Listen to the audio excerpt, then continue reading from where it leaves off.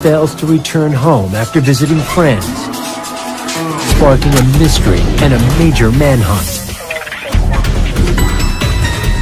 Soon, there are rumors of a love triangle, lust, lies, and deadly secrets, and a sensuous, wicked attraction.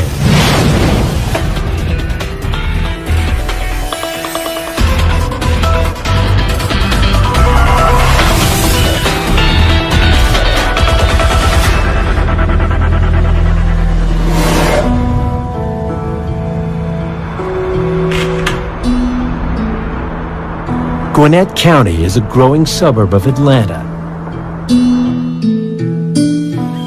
For those who enjoy hiking, there are plenty of nature trails to explore here. The dense woods are also popular with hunters and with those who wish to dispose of unwanted items in secret.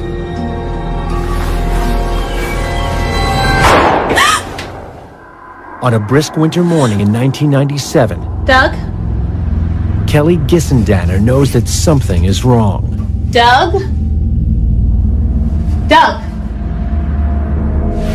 Her husband had left home to fix his car with friends and should have returned during the night. Doug? Hey. Kelly called me and said, Pamela, Doug didn't come home last night. I said, okay, let me get dressed and I'll be right over there. The only thing that I could think of was, maybe he stopped on the side of the road to help someone that broke down because that's the type of person he was. I don't know where he is or where he might have gone. Kelly spreads the word and contacts hospitals, but no one knows anything. His car's older, maybe he broke down. As the hours pass, friends rally around her. When friends and family got over, some of them were crying. She started acting frantic. It was just an odd situation to be in.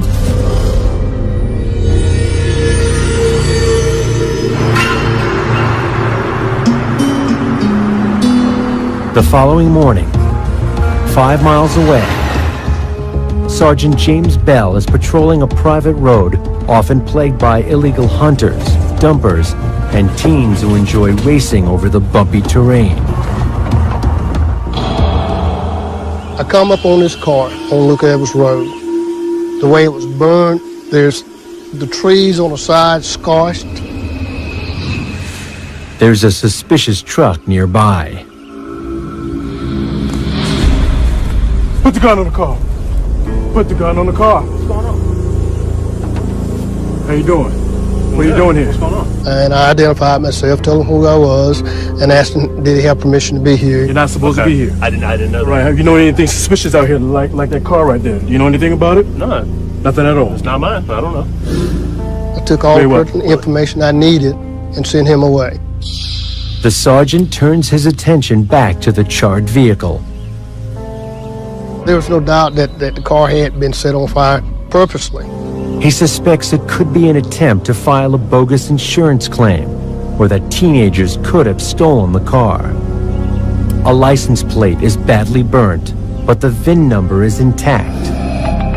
Police use it to trace the official owner. He reveals the car was sold for $500 a few weeks earlier to the missing man, Doug Gissendaner. The police arrive at Kelly's home to break the news. Hi, Kelly. Hi. We've made a discovery. We have found Doug's vehicle burned in the woods. What have you found? I'm thinking Oh my goodness. something really bad must have happened to Doug. How were you and Doug getting along? Fine. I asked Kelly about their relationship. She said they'd had a good marriage and they had not had any problems whatsoever. On the evening Doug vanished, Kelly reveals that she too had been out with friends, while their 3 children slept over at her mom's house. We have a couple drinks. We sit and talk, and then We decided we wanted to go dancing. But then, Kelly's mood changed. All of a sudden, out of nowhere, Kelly says, I have a really bad feeling. so we left. She came home. She took a pill which she thought was a pain pill, but she said it was a sleeping pill. Police take to the air, using heat-seeking equipment. And on the ground, search parties are quickly formed. There was over 200 people came in from the churches to help look for him. It's the most awful thing we ever had to do. We backtracked. We went down every street that he would have gone down coming home. It was just long and grueling, not knowing where to exactly search for. We just searched everywhere. Investigators keep an open mind about what might have happened. We were not for sure at this point if Doug had just left or he committed suicide or someone had harmed him in any way. We knew things were not right about Doug. Friends remain convinced that he simply wouldn't abandon his wife and family. It wasn't like Doug not to come home. He came home every night. I mean, he was a family man, and he cared for his kids, and he loved Kelly. He would have done anything for her. His father, Doug Sr., desperately travels the roads and forest tracks. The father was convinced that his son had been helping somebody on the side of the road, and that the person stole the car and ran off with the car, and that he'd be able to find his son. You know, maybe he'd be beaten up or something, but he'd be able to find him on the side of the road. Doug Sr. also knows that his son's relationship with Kelly had actually been volatile and full of incident, and urges the police to dig deeper. Kelly has told the police her marriage was strong. Kelly, stop. What? But others have described it as stormy. You're lying. Doug Sr. revealed that Kelly squandered his son's money and had a history of cheating on him.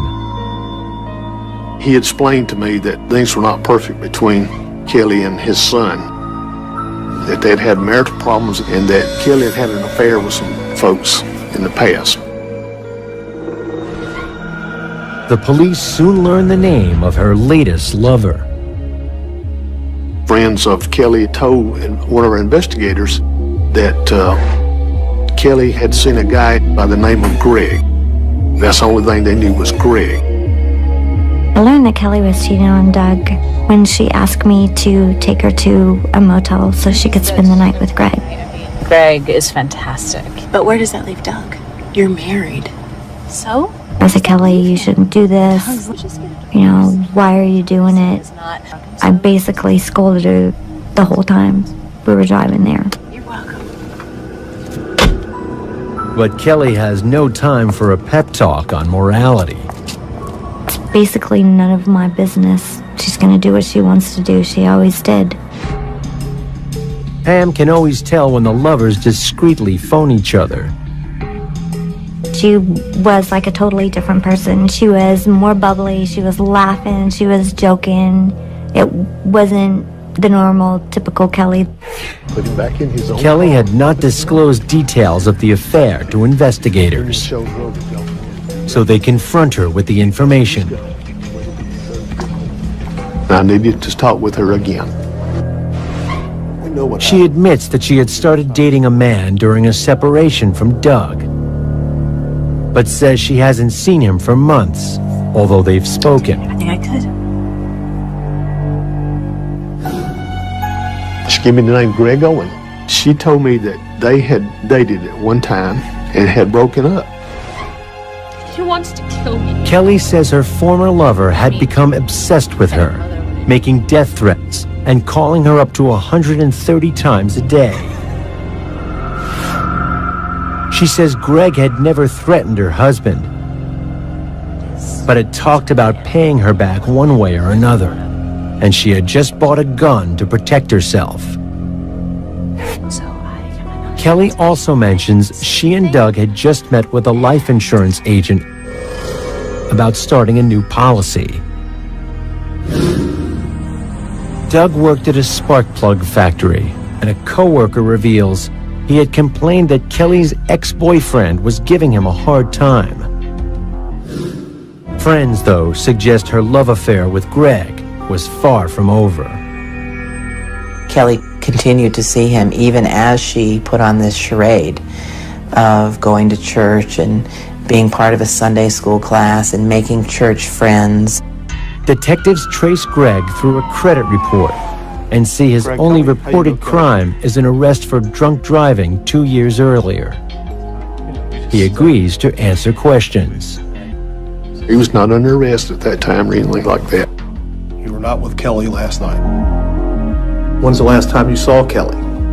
He sat down and talked with us freely. You need to help yourself. When you asked him a direct question, he was the hardest person to answer. Watching television and drinking beer. Very hard to interview or speak with. He says he was upset to lose Kelly, but is adamant he would never hurt her. Greg claims he was hanging out with a friend on the night Doug vanished. He says he didn't leave his home until the next morning when his boss picked him up for work. Greg's friend confirms his alibi. Meanwhile, investigators dig deeper into Kelly's past. She was born in 1968 in Lawrenceville, Georgia. Both of her parents were heavy drinkers. Kelly Gissendaner had a particularly difficult childhood. She came from a family of abuse, a lot of drinking, just chaos all the time. Then Kelly's parents divorced and her mother remarried. What happened? And the man that she married was equally abusive, alcoholic. You promised you'd find a good man. It was a cycle of violence that Kelly was exposed to as a very young child. Kelly claims time and again she witnessed her stepfather beat her mother, and from the age of 10, he began sexually assaulting her. A lonely child, she can't bring friends home, and is often told by her stepfather that she is worthless and unwanted. That her childhood was a complete train wreck. There was domestic violence, there was sexual abuse, there was all manner of complications in learning how to relate to people, learning how to manage her behavior, and everything out of her life issued from those early experiences. She learns that sex can be a powerful weapon. Sex is not about pleasure. Sex isn't about the relationship. It's about the power struggle. It's about power versus subordination. It's about boundary violations. It's about getting what you want. It is an instrument to achieve something else that you want. Kelly graduates high school in 1986 and 2 weeks later becomes a teenage mom. But the birth of her son brings mixed emotions. She wouldn't tell anybody who the father is. She marries a boy from school, but it doesn't last. Kelly shares a cramped trailer with her mother, but is convinced she deserves better.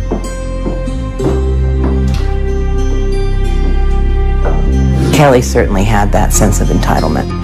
You know, the world owes me something.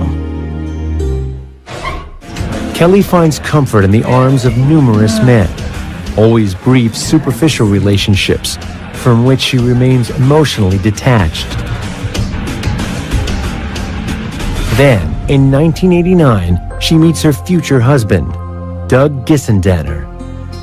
Kelly and Doug met at a mutual friend's house one evening, and it seemed to be instant love. Her son, born in such difficult circumstances, binds their relationship. Doug was particularly attracted to the fact that she had a child. Doug wanted that family. Doug was the sweetest person I've ever met. He would have done anything in the world for anybody. He would have given you the shirt off his back if you didn't have one. Doug Gissendaner came from a very solid, middle-class, church-going family. And they were quite involved in this church. They would go and do evangelism-type events. Doug probably represented to Kelly that thing that she didn't have in her growing up years or to that point in her adult life. Stability, security of material goods, an income stream, and somebody who seemed really interested in her. They marry after just a few months of dating. It's not long before Kelly's pregnant again. Doug enlists in the army. He gets posted to Germany, and Kelly and the children join him on the base. But Doug is gone for days or weeks at a time, leaving Kelly alone, bored, and in need of attention. There was talk around town that Kelly had been involved with other men while Doug was in the service. She plays by her own rules. Kelly could lure men because the usual social rules for relationships are out the window. The number one rule is, how can I get what I want? And then almost everything can be justified in pursuit of that objective. She ignores debts, blows Doug's paychecks on her own pleasures, and gains a reputation for having a short fuse. Doug, what do you think? As rumors spread, the base chaplain is asked to intervene.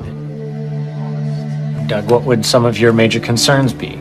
I do believe she is lying about a lot of things. I'm not lying about anything. I've never lied to you. But even he can't rein in Kelly's rage. Don't stop telling me to calm down! She was causing all sorts of problems on the base, mainly her temper, and the commanding officer told Doug he had to send his wife home because she was a problem. Kelly and Doug filed for divorce in 1992, but this was far from the end of their troubled relationship. 12 days after Doug Gissendaner has been reported missing in 1997, Sergeant James Bell remains convinced he's been murdered and continues to search the woods for his body. He scours a 10-mile radius from where the car was found. I saw something that looked like a trash bag.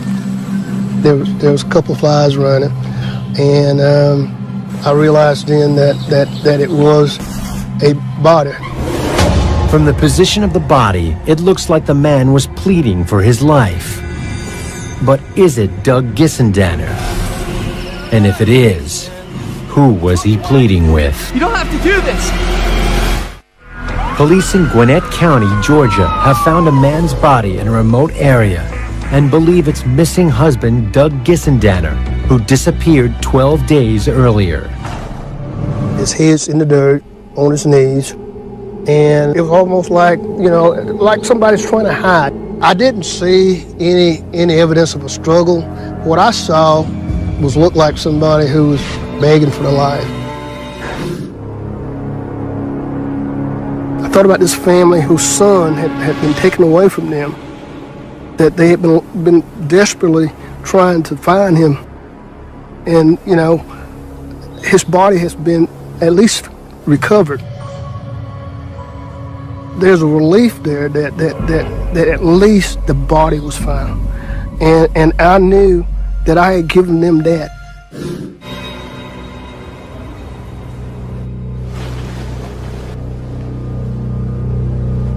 afraid I have some bad news. We found Doug's body. He's dead? Yes, ma'am. When I told Kelly, she didn't seem to be upset at that time. I'm so sorry. She didn't act like she was really surprised about the situation, about the body being located. Back at the crime scene, the forensic investigator goes to work.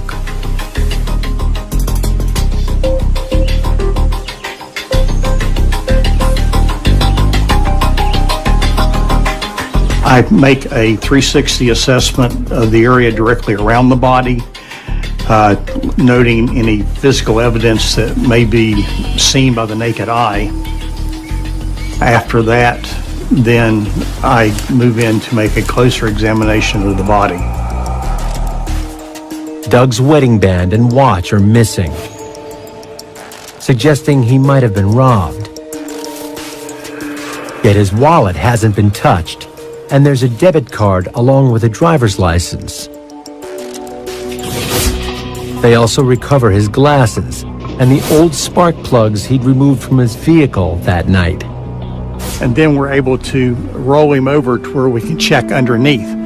When we did that, we discovered there was no weapons, no gun, no anything under him. There are also bite marks and flesh wounds from animals. The right side of his neck that was exposed to the elements.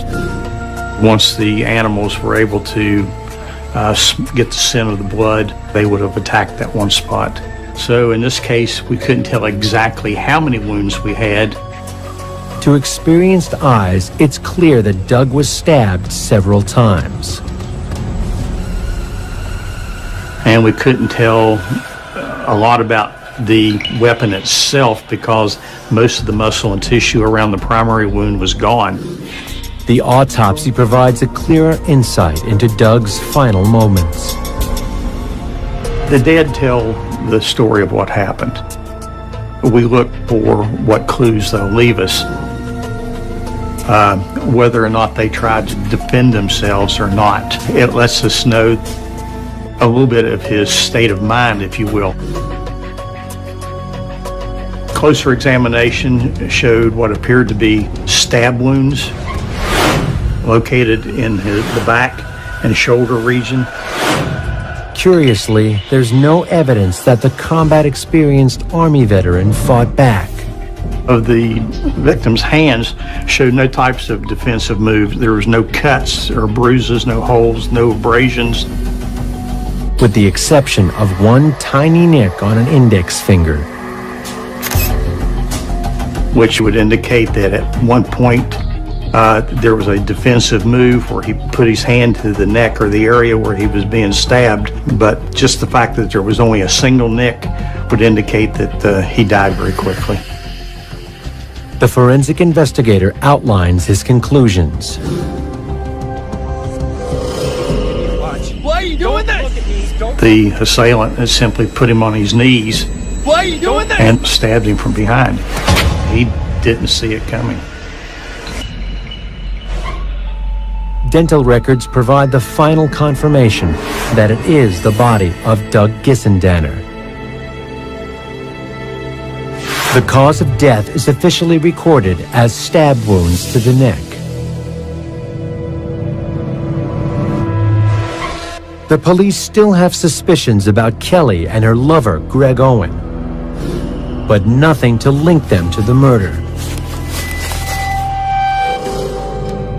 Greg Owen was born in 1971 in Clinton, South Carolina, into a family just as abusive as Kelly's. Our dad was very violent. He drank a lot. He would beat our mother in front of us. And I would always have to, grab Greg, our sister, and run out of the house and go to the neighbor's house and call the police because we never had a phone. Got to the point where he wanted to bully me, shove me around and choke me and stuff like that. But he never abused the children, not physically. I would not have stood for that. We were terrified of our dad, absolutely terrified. The children wear hand-me-downs, have few toys, and have nowhere permanent to call home. We moved a lot. We changed schools 18 times. Greg did not do well in school. Playing with your sister again, Greg?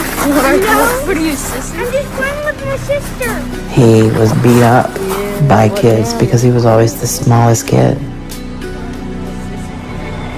His sister became his protector. And he was afraid. Greg is very quiet. He's very shy, very laid back, very reserved. He was always a loner. Never really had a lot of friends either. I kind of think maybe Greg couldn't find a place that he belonged or that he wanted to be for some reason. He works odd jobs and lives a transient lifestyle. Hey, yeah, I am Greg. When he meets Kelly, it seems he's finally found the companionship he's craved his whole life. He experienced tremendous rejection, abuse, and apparent neglect. So Greg is looking for someone with whom to connect. And there's Kelly. When her ex-husband moves back to Georgia, she decides to try and rekindle their relationship, but wants the best of both worlds. She was trying to get Doug back and telling Greg he was the love of her life and he was her soulmate, the one she'd always been looking for, the connection that she missed every other time. Know what to do, right? Investigators suspect that Kelly and Greg are involved in Doug Gissendanner's murder. But 2 weeks on, there's no hard evidence unless one of them can be persuaded to talk. Investigators in Gwinnett County, Georgia suspect that Kelly Gissendanner and her lover, Greg Owen, killed her husband.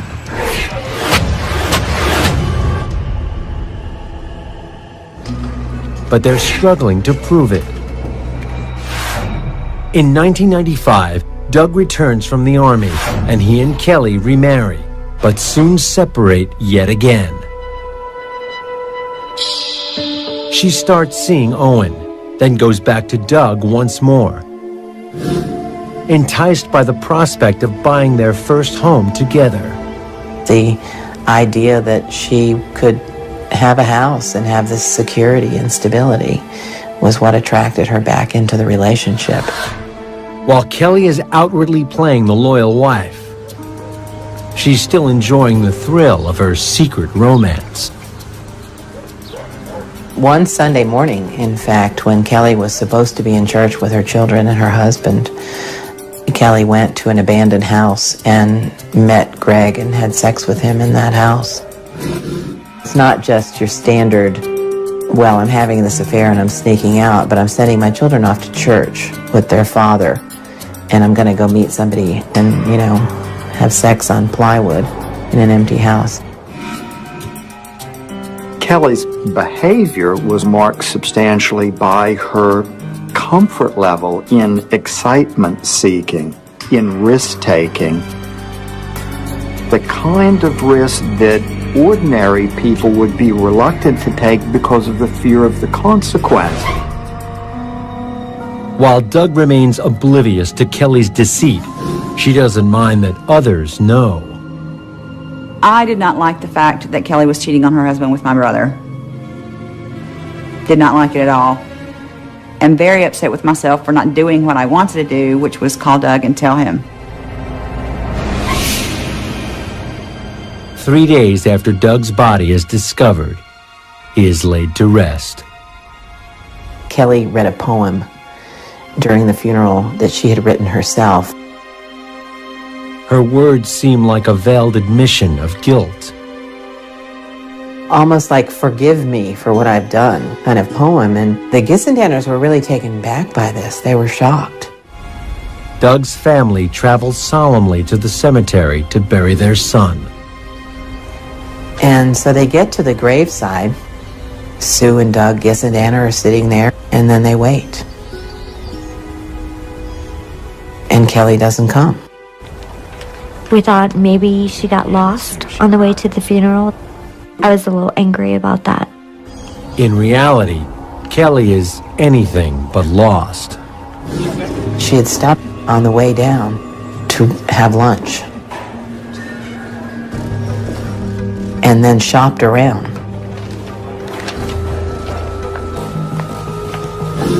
Leaving her in-laws there, waiting for an hour.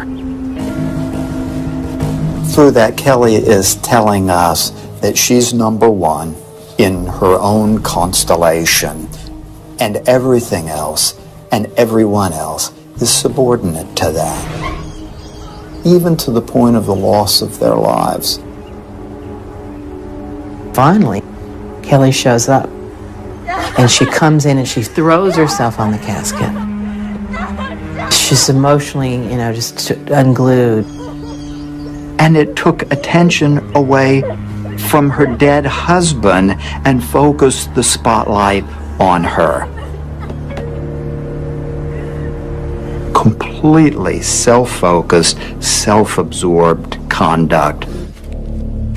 After the burial, she produces one of her son's toy cars to be buried alongside her murdered husband. Then, more shocking behavior. She was literally stepping on the freshly laid dirt. I couldn't believe it. But as cold as Kelly's behavior may be, without any hard evidence, she's untouchable. Doug Davis and his team decide to pick up and re-interview Greg Owen and his friend Lee, who claimed he'd been drinking with Owen on the night of the murder. Lee eventually admits he lied. He didn't want to be charged with a crime, so he changed his story.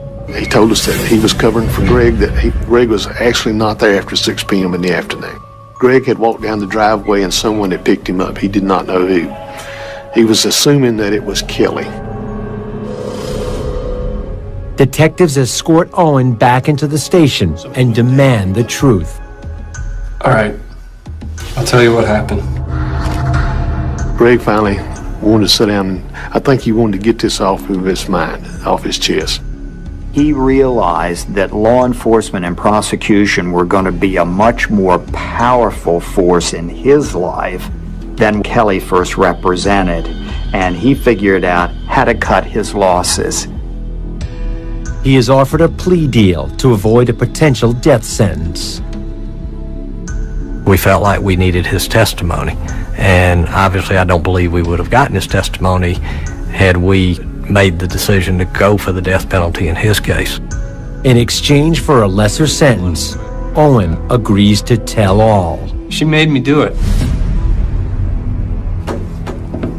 Greg says that Kelly wanted someone to get rid of Doug Gissendaner for him. You're always away. What am I supposed to do about that? She was tired of Doug. She was tired of his church-going ways. She felt like the only way to really get him out of her life was for him to be dead. When she first told me that she wanted him dead, I laughed about it, but then I could see that she was serious. You know, we could have more of this time together if my husband were out of the way. Kelly believed that if Doug had some kind of accidental death, that they would be set for life if this insurance money came through. What are you talking about? Greg, it seems, did not necessarily want something from the murder. What he wanted primarily was to do Kelly's bidding as a way of ingratiating her to him so he could enjoy that relationship. But they just had this one problem, this one guy. You know what to do, right? Yeah, I know what to do. Owen agrees to Gissendaner's deadly plot. She arms him with a hunting knife and nightstick and heads out for the evening with her girlfriends, ensuring she has an alibi with witnesses present, and that when Doug returns home, the only person waiting for him would be his killer.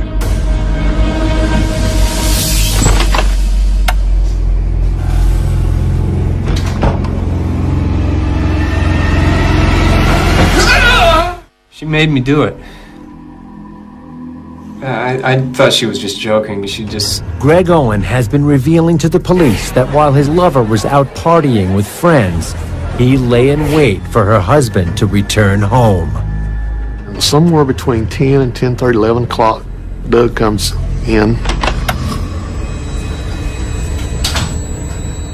And Greg comes up behind him with a knife and forces him into Doug's car. They drive to a secluded spot in the forest. You don't have to do this. Keep walking and shut up! You don't. Once they got out there, he told him to walk up the hill, and he was walking behind him. Don't look at me. Don't make a sound. Get on your knees. What? Look that way. Give me your watch and give me your... Why are you doing this? Don't look at me. Don't look at me. Give me your watch and your ring. Greg said that Doug basically was begging for his life and that he hit him over the back of the head or the back of the neck. And when he went down, he then took a knife and stabbed him up in the upper back neck area 3 or 4 times. He and Kelly had a prearranged signal, and she had a beeper at that time, and that he was going to beep in the numbers 1, 2, 3. Between them, it meant that the killing had been done. No, guys, I just want to go home. I have a really bad feeling. Can we please just... And that Kelly was to come out there and pick him up.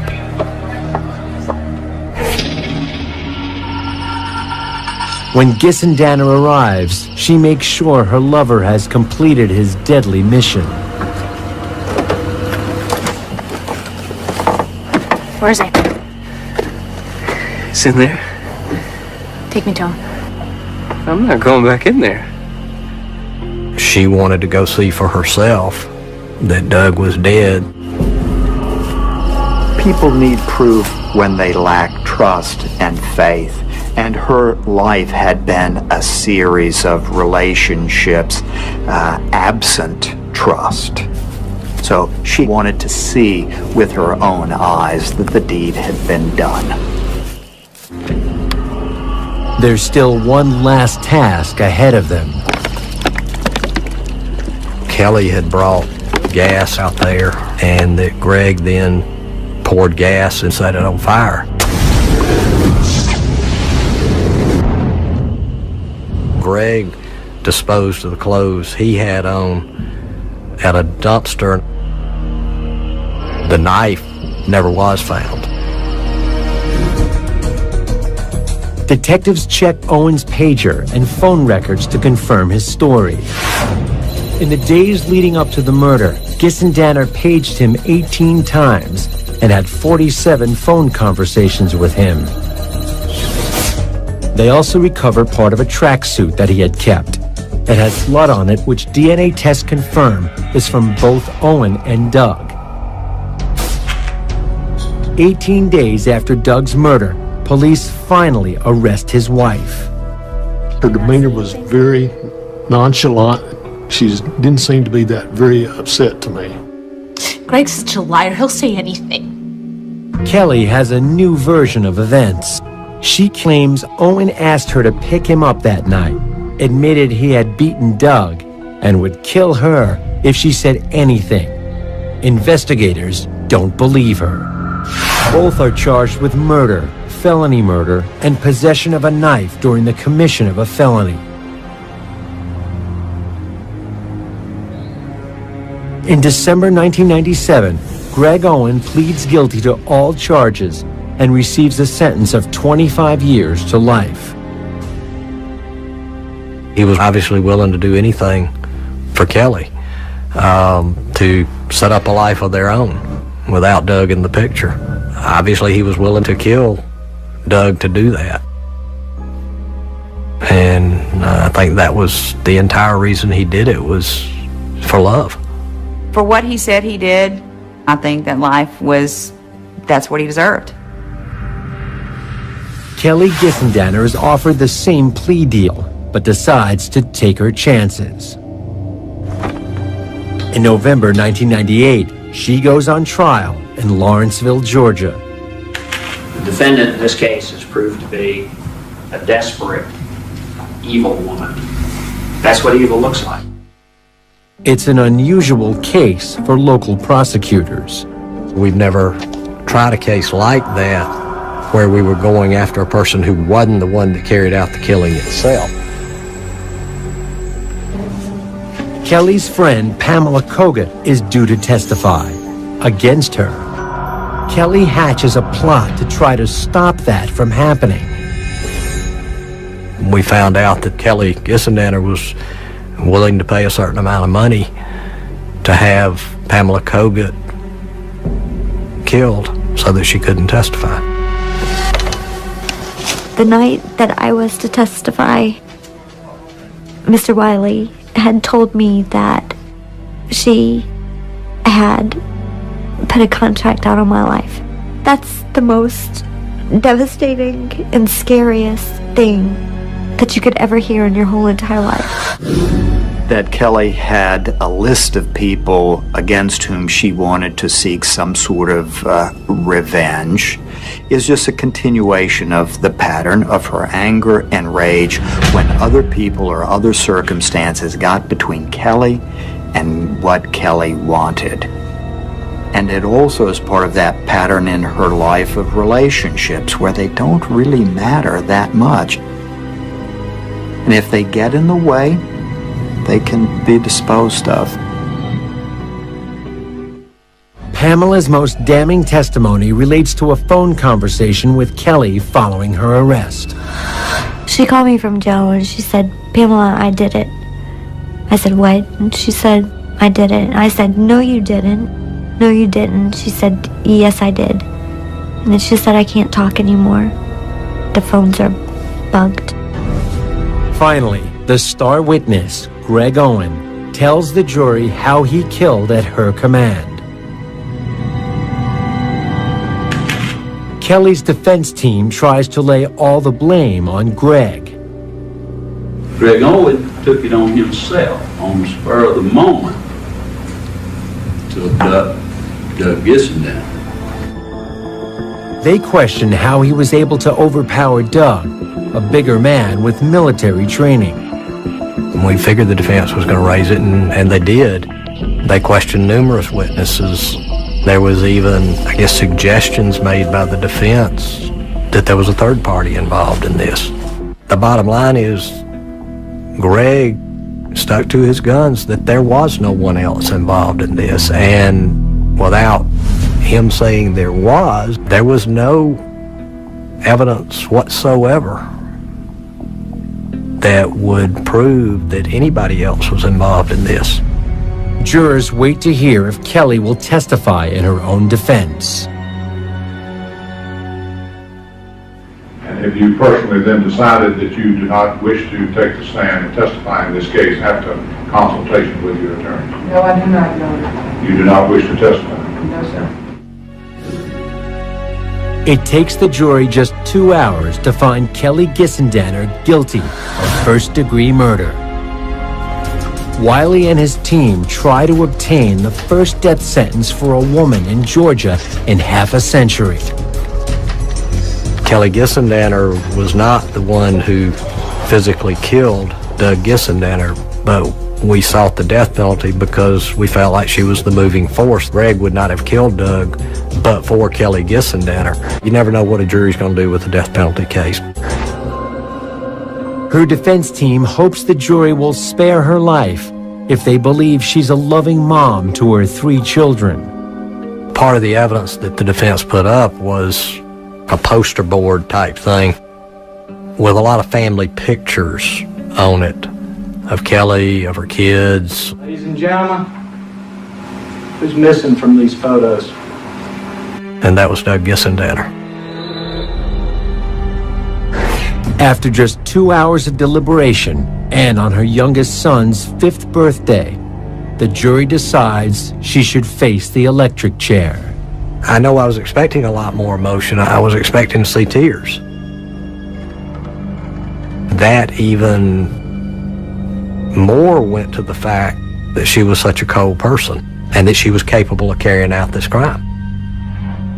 The loss of life for Kelly is probably not measured by the same yardstick it is for people in general.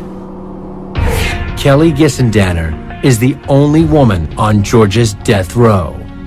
Kelly's getting what she deserved. She's hurt too many people that want to be present at her execution. I want her to know that what she did was wrong, and for her to see me look at her the same way she looked at me during the trial. The Gissendaners had lost a precious son to them. 3 kids had lost their father, a loving father. I think justice was served. I think Kelly Gissendaner is in the right place that she needs to be.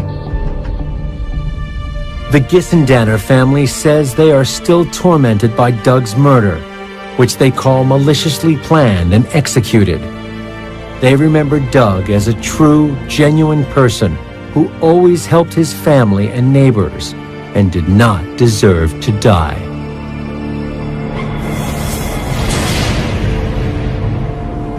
The wicked attraction between Greg and Kelly. Kelly saw Greg as somebody who was going to help her achieve her own end, someone she could manipulate, somebody who wasn't going to hold her accountable. For Greg, the attraction was, hey, here's somebody with whom